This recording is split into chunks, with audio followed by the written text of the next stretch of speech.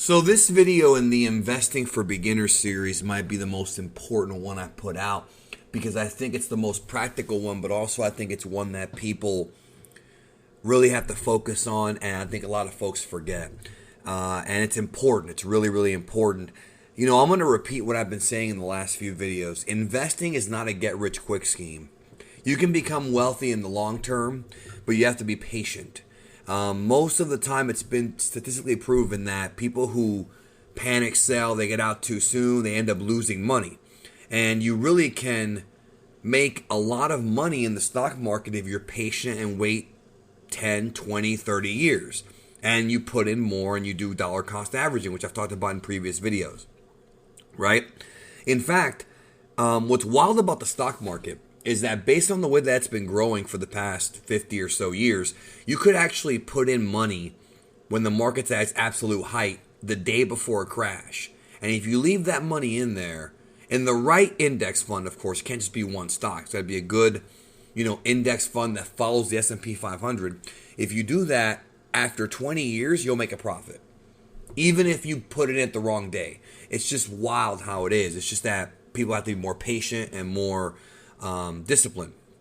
But that's not what this video is about, because before you do all of that, I want to talk about the importance of debt and paying off your debt. So the idea before you actually invest in the stock market, and I want everybody who's young to invest in the stock market, because the younger you are, the more time you have for the money to grow before you get old. So it's smart to invest young. However, unfortunately, the way the world is, especially with what's been going on lately in the world, is people just don't have that much money. And it's unfortunate, but that's how it is. And trust me, I know, because I've been homeless. I've been broke. I've been everything you could possibly be when it comes to not having money.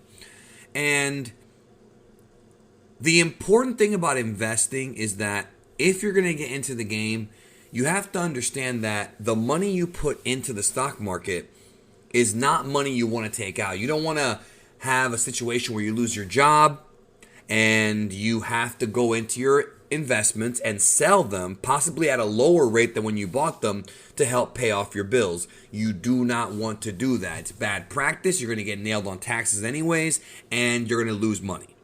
So the idea is, before you invest anything, be prepared. If you're going to do my strategy, the long-term strategy, be prepared to keep it in there for a very long time. Don't touch that money. You can add to it, but don't touch that money. So the best way to do this is by paying off debt. A lot of us have accrued debt in our life. Credit card debt, medical bill debt, student loan debt. And sometimes you cannot pay that off right away. I understand that. Different people have different sort of mentalities on debt. But the important thing is that you should be working actively to pay off whatever debts you have as quickly as possible, because a lot of debt has interest. And you'll be paying high buckets of money, buku amounts of money on interest, more than you would even the principal. I know people who have purchased cars and have been paying double the value of the car, double the value, because of the interest. Like, you got to be real careful with this and understand that the longer you take to pay something off, the more interest you pay. So paying off debt is very, very important. Okay? And it's usually best to do this prior to investing. Dave Ramsey's method is to do it. However, I disagree with him slightly, because if you are young and you have tons of debt, it might be best to kind of split your money and put a little bit in the market and a little bit towards your debt, only because the growth of your the growth of your investment might actually outperform the growth of your debt. For example, let me give you an example of what I mean. Let's say you owe money on a car and the interest rate is 2%, let's just say, or 3%. And you're paying that off little by little every month. Plus, you're putting more money in to pay it off faster, which is a smart thing. But you also want to invest in the stock market on a good growth stock mutual fund. Well, if you put money in the market in a growth stock mutual fund and that's growing at 8, 9, 10, 12%, you're making more money, right? You're losing 3% on the interest, but you're making 12% possibly on the market. So you got to think about those things. Now, that might be a bit complicated for some people, and that's probably why Ramsey recommends you pay off your debt first. It's a smart thing to do. And it is the good thing to do because the minute you're debt free, at that point you're able to really go ham on investing. That's when you can really put extra money in you get from your paychecks every week or every 2 weeks and really sort of average everything out and go ham on it.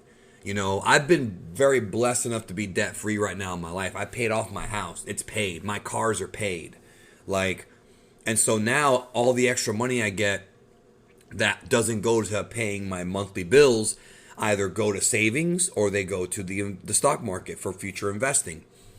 But remember, investing is not a savings account. Don't forget that.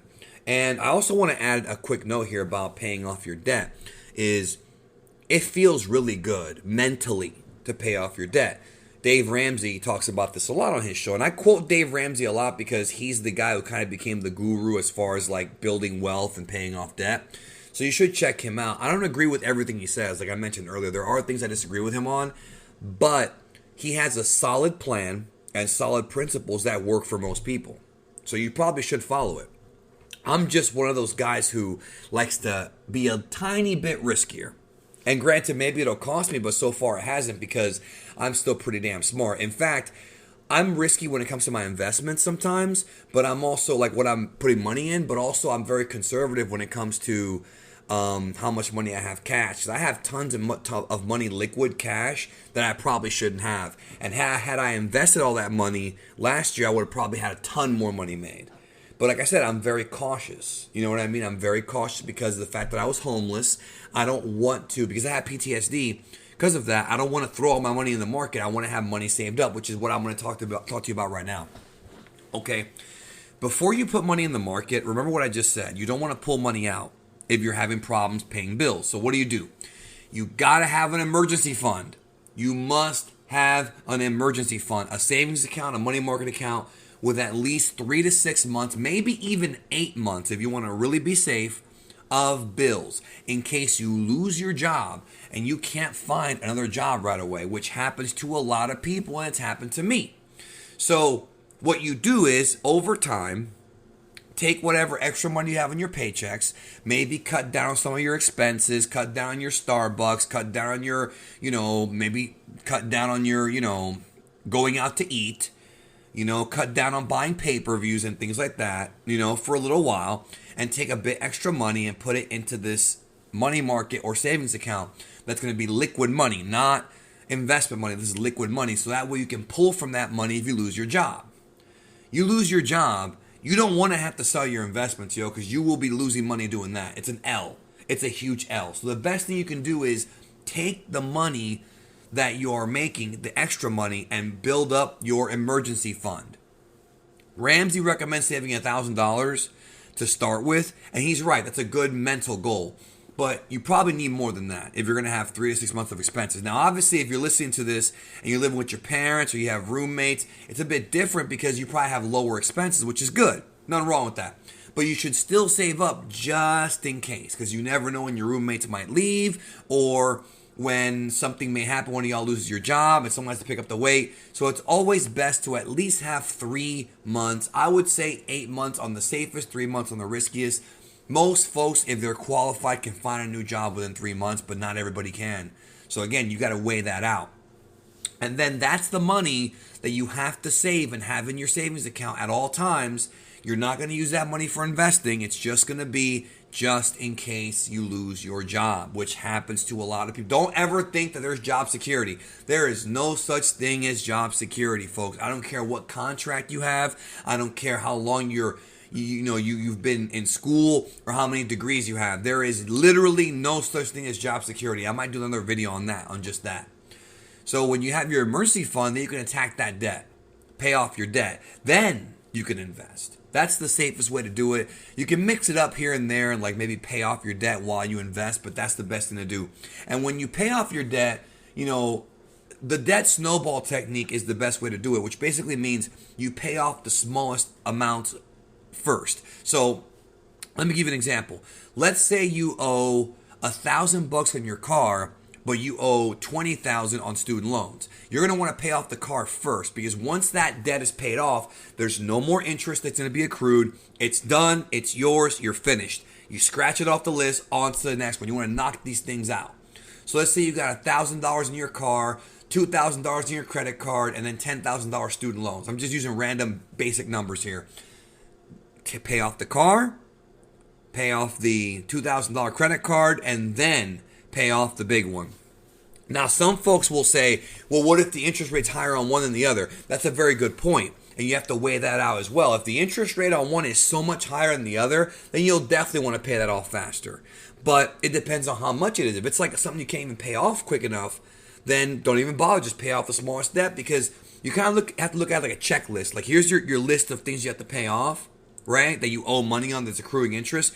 Cross it off, cross it off, cross it off. Like a hit list. And then the last one, when you cross that last one off, yo, that's the best feeling in the world, because then you can like be at peace and say, I am debt free. Now I'm going to go ham on investing. I'm going to open up a brokerage account. I'm going to throw some money in the market. If you want to do crypto, I might do a whole video on crypto, because everyone's talking about crypto, and I want to give my thoughts, because folks have been asking me what my thoughts are on crypto, and I see comments of people talking about crypto, and with all due respect, yo, some of y'all have no idea what we're talking about. Some of you do, don't get me wrong, but I've seen people say stuff that like is headache inducing, but I've seen some say smart stuff too. So I might do a video giving my thoughts on crypto, but that's something that you don't want to start with. It's best not to start with crypto, yo. Start with something that you know has a higher chance of growing, and that is a good growth stock mutual fund or ETF fund that follows the Fortune 500 S&P 500 market index, or higher than that. That is the safest thing to do. That pretty much guarantees growth. No, there's never a guarantee, but it's high probability of growth. And then as you earn more money in your career, you can try other things. We're trying to do this in a safe and practical way, so that when all is said and done, when you're 40, 45, 50, 55, 60, you've got a crap ton of money, and you will. And in some cases, even younger than that. I like to say over 40, because it's more likely, you know what I mean? And you should, when you put money in, let's say you start investing when you're 20 into the market, don't touch it for 20 years. Let that money grow. Just work your day job, do what you got to do, earn your income like with your regular job, pay your bills or whatever, and then let that money grow and grow and grow and grow and grow, because you're going to need that money when you get older. You can't quite work as efficiently as you could when you were younger, or you might not be able to find a job. You know what I mean? When I say older, I mean like closer to retirement, you know what I mean? Because at that point, companies don't hire old people, yo. Not very often. Some do, some don't, and they don't get paid that well. So it's always best to have money ready to go, so when you do get old, you'll be safe and not have to go to an old folks home or ask your kids for money. I'm trying to help y'all out legit here. Anyways, that's it for this edition of Investing for Beginners. Please take what I'm saying seriously and attack your debt and do an emergency fund. It's the safest thing to do before you invest. And we all got to pay off our debts, yo, because interest is the devil, and we need to strike it as fast as possible. The borrower is a slave to the lender. We'll talk soon.